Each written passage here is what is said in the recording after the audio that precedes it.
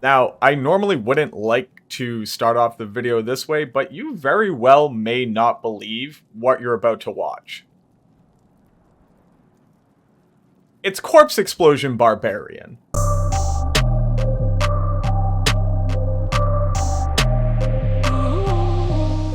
Walking into the new ladder season for patch 2.4 means that we need to be able to farm as efficiently as possible with very low tier gear. Additionally, lower level characters just don't have access to enough skill points. So if you're looking to get the most out of your skills and skill points and items, what's the best way to get the most drops per hour?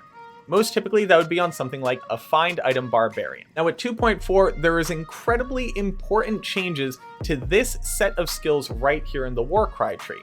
Namely, Find Potion now adds a synergy bonus to Find Item, so you can gain up to 20% additional chance to find items if you put 20 hard points into Find Potion. On top of that, Grim Ward now reduces enemy physical resistance. And while it doesn't work on bosses, it does work on the minion. On top of that, it also has a synergy with Find Potion. You will reduce enemy physical res by an additional 5%. That means that if you have 1 point in Grim Ward and 20 points in Find Potion, you are reducing monsters' physical resistance by 120%. That means that we now have a skill which is finally stronger than the Necromancer's Amplified Damage Curse, which only reduces monsters' enemy physical res by 100%. Now, there are a few problems here, most namely that Grim Ward applies a fear effect which will make monsters run away from you. It also applies a slow so they don't run as far, but any physical damage build doesn't want to be chasing down individual monsters that scatter in all directions. That's incredibly inefficient. So while you're going to increase your kill speed on their minions, the boss is left behind. And while that doesn't seem like a big problem, the boss is what we're looking to kill. The boss is always going to drop 2 items of magic quality or higher, or drop a flawless gem or rune. And when we use Find Item on that body with our massive boost to Find Potion, that means upwards of 77% of the time, the monster is going to drop an additional 2 items. So what Barbarian can actually benefit from Grim Ward, and how do we solve the problem of the fact that the boss monster isn't going to be affected by Grim Ward as well? Well, there's really only one option, and that's the Warcry Barbarian. Warcry is going to apply a stun to all monsters within its radius, and it can apply to boss monsters and champions. But since Warcry applies the same damage to every target that it hits, all of the monsters in the group, unless the boss has Stone Skin, will typically die at the same time. There's never really a Grim Ward targetable body for you to apply to.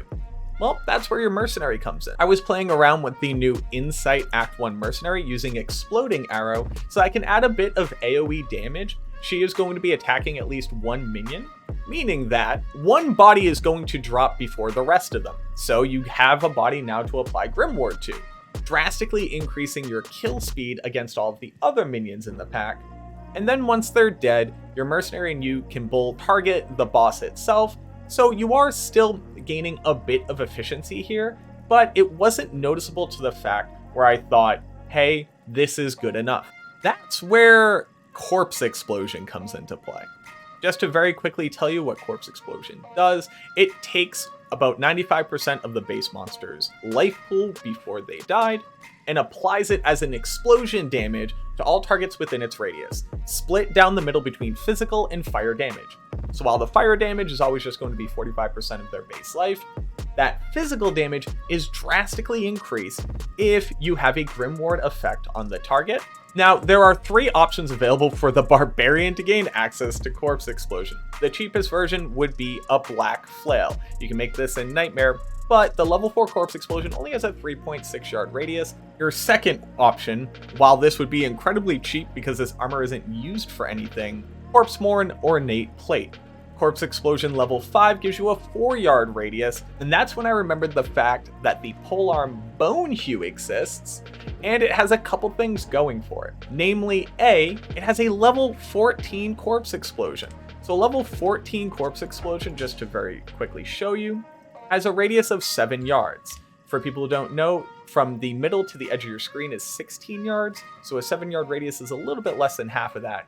Meaning, if the corpse that we're targeting were a barbarian, this corpse explosion is going to hit every target within the radius I'm drawing in a circle right now. This is easily the best version of corpse explosion that you can get on a non-necromancer. It also has really high requirements, but it always comes with 2 sockets. So you could drop 2 hell runes into this, which would drastically reduce the overall requirements. If you're somebody who is not looking for using a bone hue on your barbarian, I would say that Corpseborn was the second best option.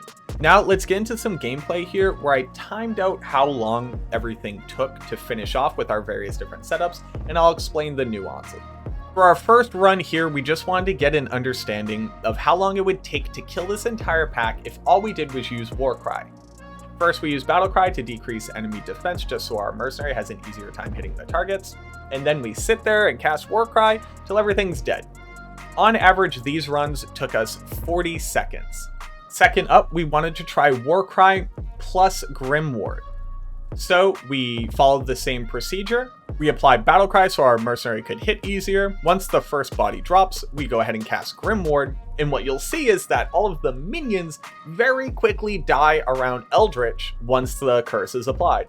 But again, considering Eldritch doesn't actually get affected by Grimward, just Warcrying and our mercenary alone still took us on average around 40 seconds. Oh, and just right here I wanted to show off the fact that you'll notice that for no reason my mercenary dies, and I'm taking a massive amount of damage. Oh, and then I die as well. Eldritch was dual lightning and cold enchanted, and when he's dual enchanted like this, he is casting invisible frost novas as well as charge bolts every time we put him into hit recovery, which Warcry does on every hit, and those were both dealing damage to us on every cast.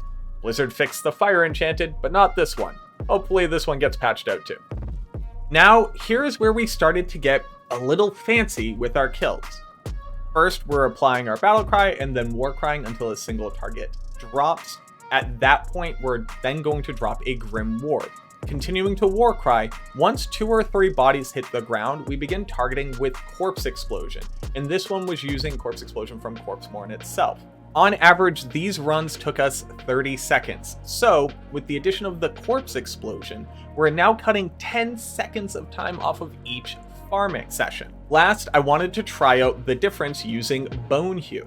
These runs averaged even lower, so 25 to 27 seconds, another 3 seconds saved, and a total of 13 seconds across the board, because Corpse Explosion is hitting more targets per cast.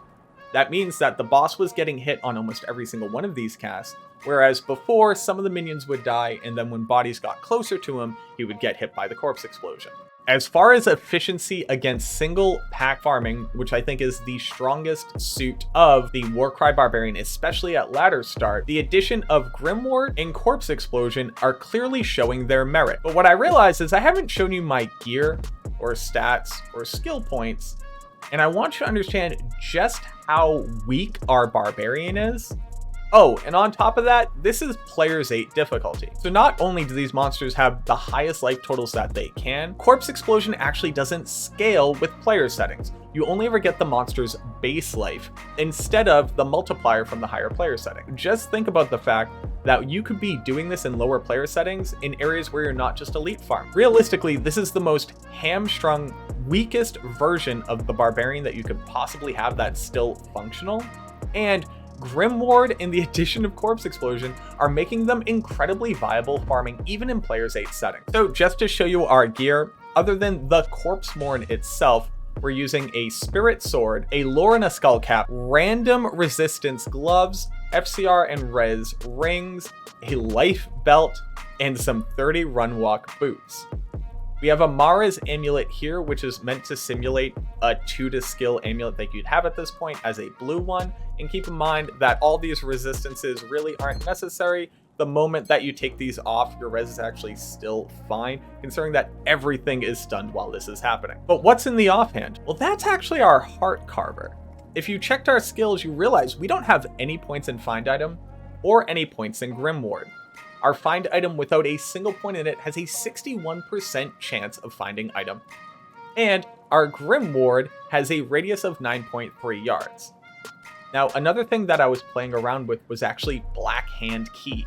Black Hand Key gives you access to Grimward, so if you didn't have any synergies in it, This would be a -20 enemy physical res. Grimward gains radius according to skill level, so the Grimward on Blackhand Key gains you access to a 12-yard radius. If you didn't have a Blackhand Key or a Heart Carver, you would have to spend another 2 skill points here. But why is that a problem? While our character is level 86, we didn't put in 11 skill points. This is to represent a level 75 character.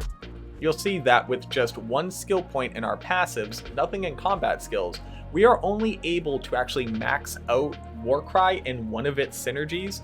We're close to maxing out another synergy, but our Warcry is only doing 800 damage, and that's with a minimum of plus to skills because we're abusing these 20 skill points in Find Potion. If you're using something like Corpseborn as your corpse explosion option here, you could actually just have 2 Heart Carvers in your weapon swap to gain the biggest radius for Grimward, as well as the biggest chance for Find Item without having to put a single skill point into them. Now, if you don't want to use Corpseborn and you just want to rely on the Black Flail, that means that you don't need to put in the massive strength requirement or massive dexterity requirement from Bonehew to get up to this point.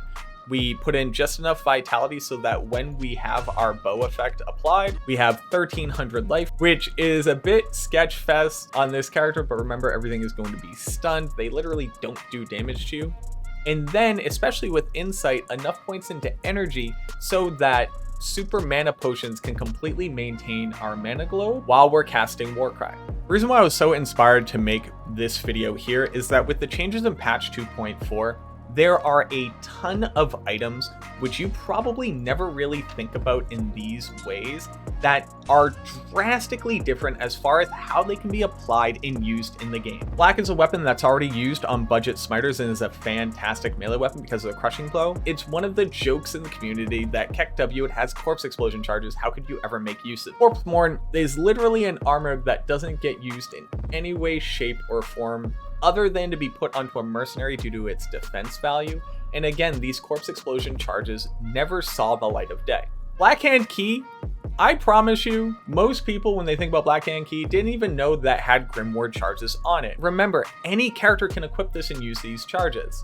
So if you are a multi-shot Boazon farming in cows and you happen to drop the first target, you run up, cast Grimward at max range, and all of a sudden the monsters in front of you are running away, which is one of the best survivability options for a physical Boazon, and now they're taking a minimum of plus 20% physical damage. And if they had high physical res, it's actually a much bigger multiplier of your overall damage. And then lastly, the Heart Carver. Heart Carver was already used on Barbarians to get easy access to Find Item. With the addition of the synergy to Grimward and Find Item from Find Potion, that means that you're saving 2 skill points and you're able to allocate those elsewhere, and you could have 2 of these on swap on your starter Barbarian as a fantastic magic find setup. And then lastly, Bonehew. All right, this one's a bit memeier.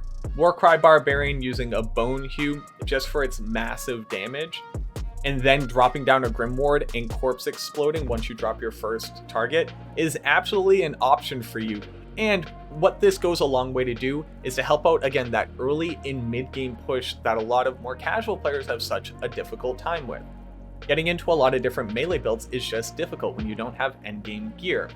So more options like this if you're smart and think about different ways where you can now abuse these synergies and skills with new effects opens up a lot of build paths and a lot of efficiency until you're into that endgame gear. All in all, I hope that this video goes a long way to inspire you to check out more items and see what's now a possibility in patch 2.4. And I hope that this helps to ease the transition into the new ladder start for those people out there who just don't have enough time to be able to farm super endgame GG gear or trade and are still looking to have a great time. I look forward to you enjoying this ladder season, and also I look forward to seeing you in the next video.